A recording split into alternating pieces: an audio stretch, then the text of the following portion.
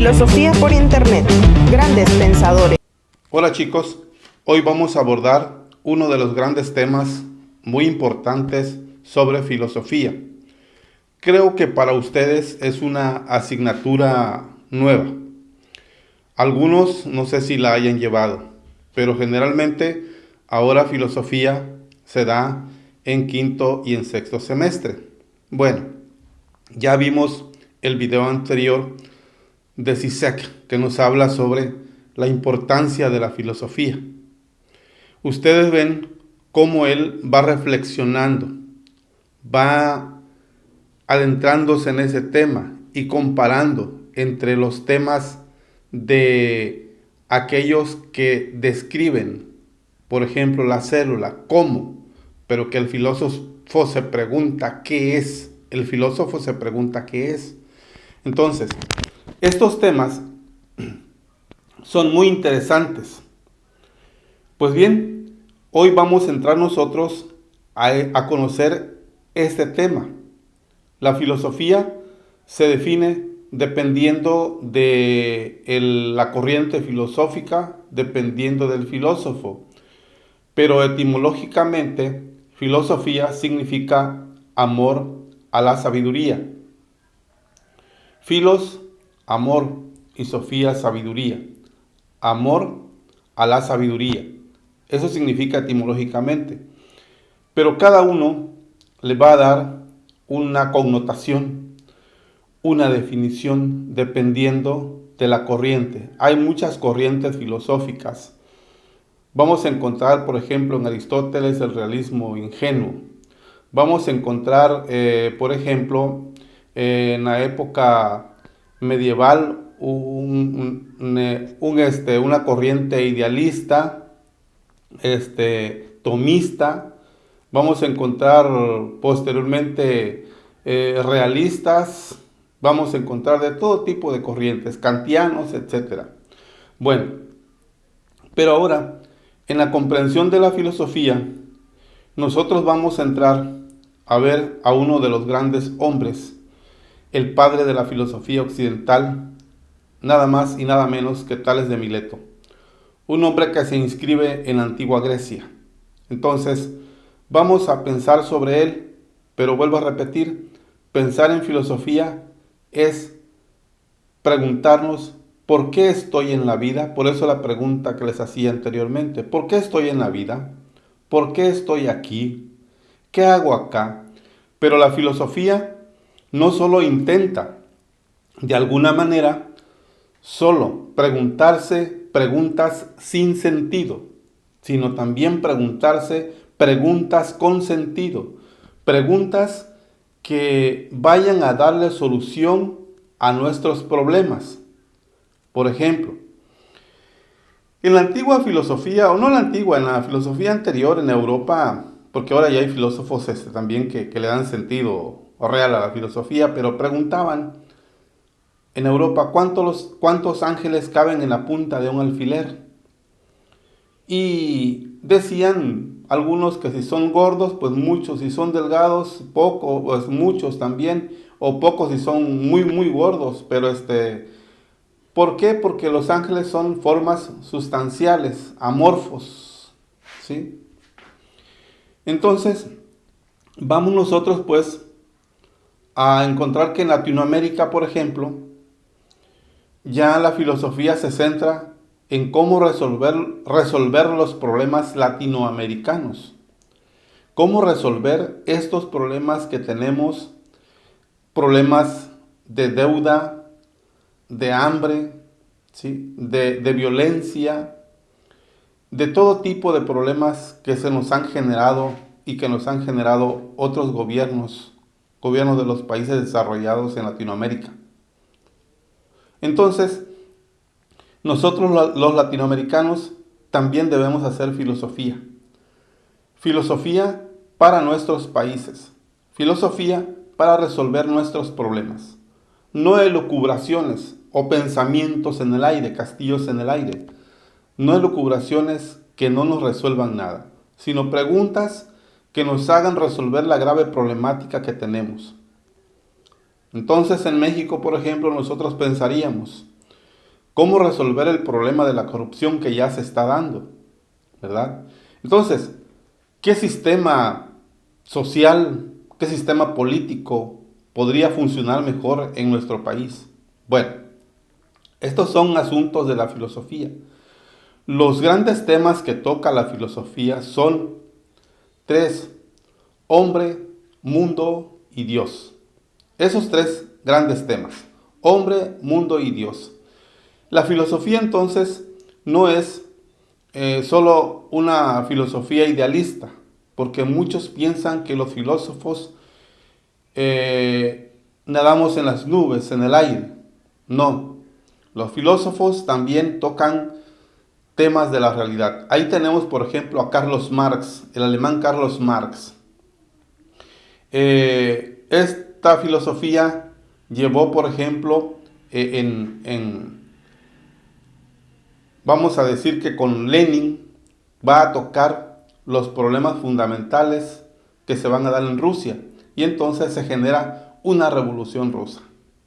Bien, ahora nosotros vamos a empezar a revisar cómo los filósofos fueron abonando, cómo fueron abordando ciertos temas que nos han llegado a la actualidad.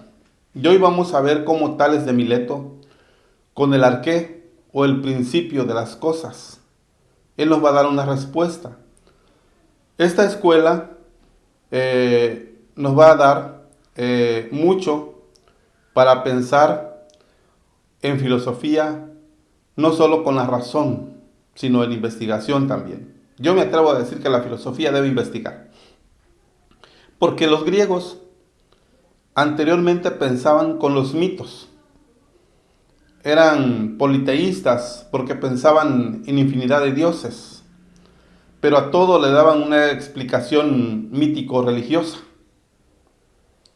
Pero con Tales de Mileto se sientan las bases para que el hombre empiece a dar respuestas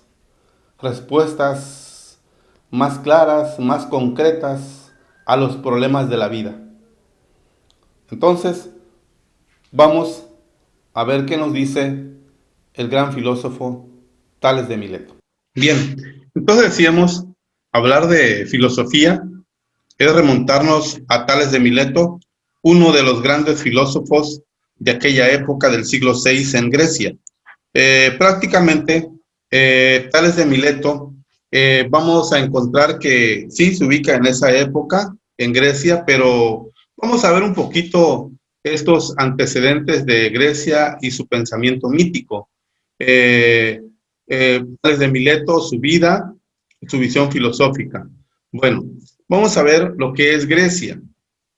En aquella época, antes de que Tales de Mileto existiera, muchos años antes o siglos antes, estamos hablando como 1500 antes de Cristo, existían las tres ciudades florecientes en aquel lugar, en la región del mar Egeo, que era Troya y la isla de Creta, florecientes. Pero luego llegaron estos hombres de aquellas tierras, de aquellos lugares, y empezaron a colonizar, por llamarlo así, esas ciudades. Llegaron, pero algunos historiadores marcan que no fue por la vía de la violencia, sino fue de manera pacífica.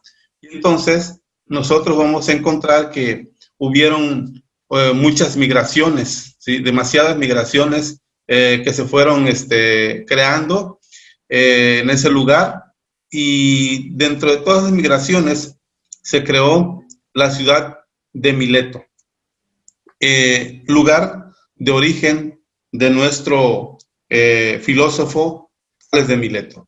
Entonces, en el pensamiento mítico, nosotros podemos decir que Tales de Mileto,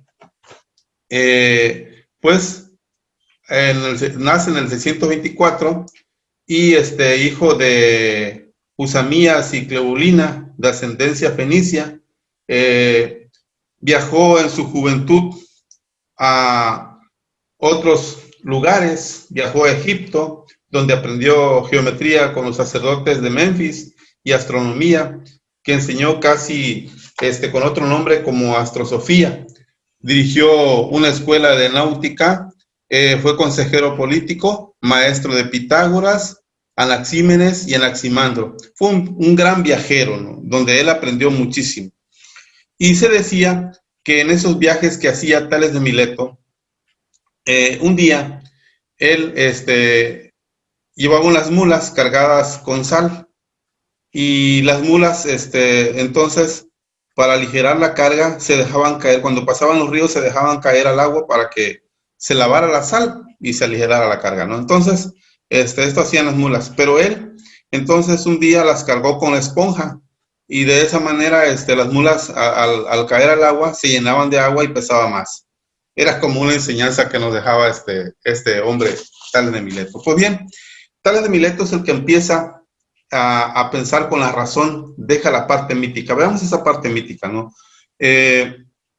Vamos a ver cómo un mito, como ejemplo, vamos a encontrar que se encuentra cuando llegan los griegos, surge un toro, ¿sí? Un toro, que este toro, al llegar, era un toro blanco, muy hermoso, y Pasífae se enamora de este toro, y de ese amor que van a tener con ese toro, surge un toro, un minotauro, ¿sí? Al cual el rey Minos le construye un laberinto. Pero el problema era que en ese laberinto, este toro tenía que sacrificar gente. Así se iban a traer a Troya 7 muchachos, 7 muchachas jóvenes, los llevaban y los metían al sacrificio con el Minotauro.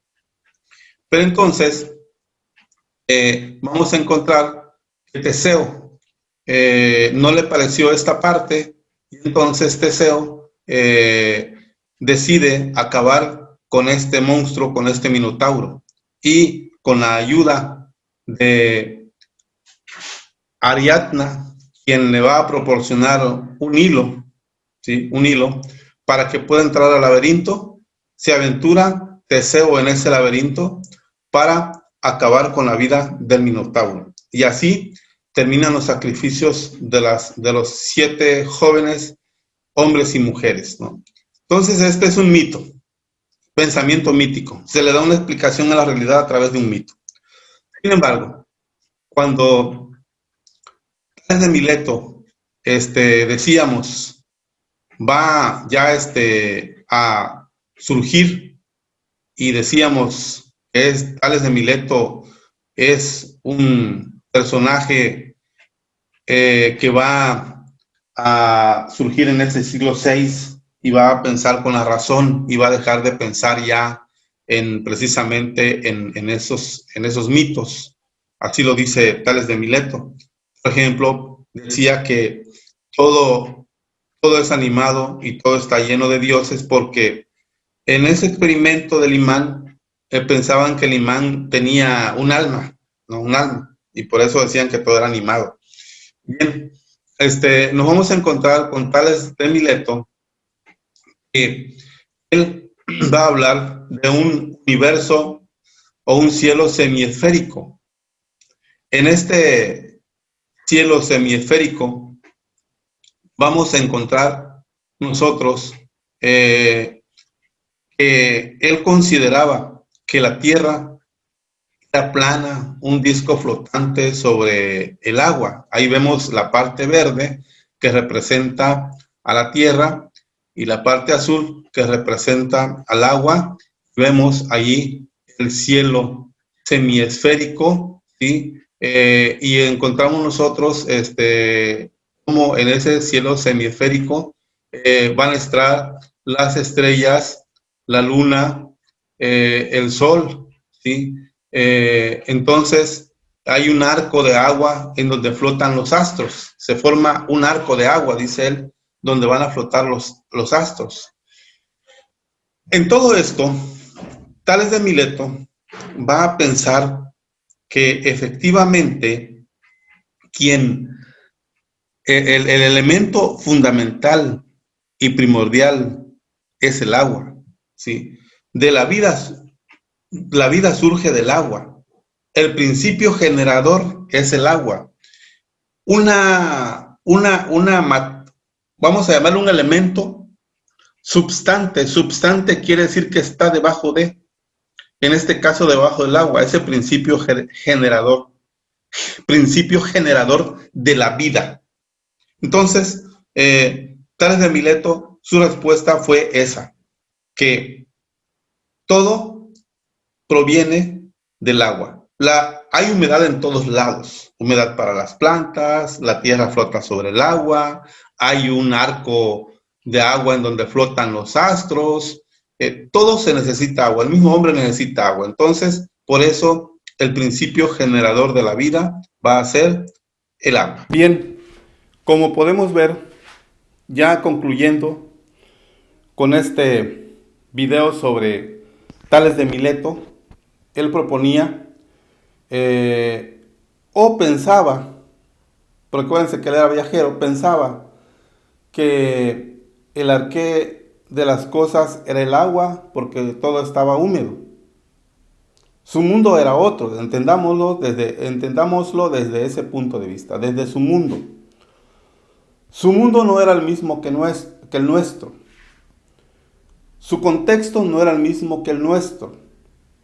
Él pensaba desde los avances científicos y tecnológicos, desde sus viajes, desde el contacto con su cultura y otras culturas.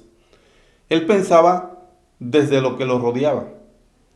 Bien, pero al final de cuentas, él inicia con este proceso del pensamiento filosófico.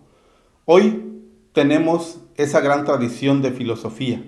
Hoy los filósofos estamos, me atrevo a decir, porque Tales de Mileto inicia con ese gran pensamiento. Nos vemos en la próxima actividad. Filosofía por Internet. Grandes pensadores.